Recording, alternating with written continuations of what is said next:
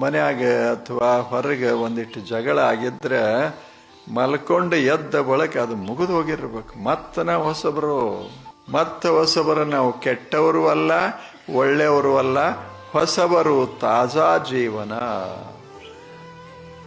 ಹಾಗ ಪ್ರತಿ ದಿವಸ ನಾವು ಹೊಸಬರಾಕಿ ಬಾಳಿ ಕೊಟ್ಕೊಂಡ್ರೆ ಅದಕ್ಕೆ ಅಧ್ಯಾತ್ಮ ಜೀವನ ಅಂತ ಕರೀತಾರೆ. ತಲೆಯಾಗ ಹಳಿದಿರಬಾರದು. ಈಗ ನೀವು ಹೊಸಬ್ರು ಹೌದಲ್ಲ ಹೇಳಿ, ನೀವು ತಲೆಯಾಗೆಲ್ಲ ತುಂಬಿಕೊಂಡೇ ಬಂದಿಲ್ಲಿ ಕುಂತಿದ್ರೆ ನಮ್ದೇನು ಯಾರು ಕೇಳೋರು?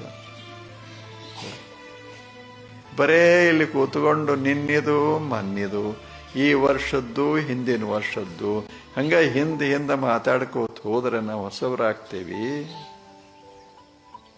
ನಾವು ಹಿಂದೆ ಬಹಳ ನೋಡಬಾರದು, ಮುಂದೆ ಹೋಗ್ತಾ ಇರಬೇಕು. ಅದೇ ಅಧ್ಯಾತ್ಮ ಜೀವನ.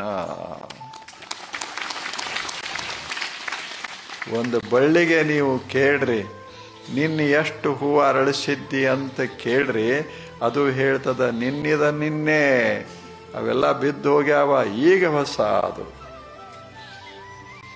ಹಾಗ ನಿನ್ನೆ ತಕ ನಾವು ಹೇಗೆ ಬದುಕಿದ್ದೇವೆ ಅದಕ್ಕೆ ಬಹಳ ಮಹತ್ವ ಕೊಡಬಾರ್ದು, ಅದನ್ನು ಮರೆತು ಬಿಡೋದು. ಏಳುವಾಗ ನಕ್ಕೋತ ಹೊಸ ಜಗತ್ತನ್ನ ಪ್ರವೇಶ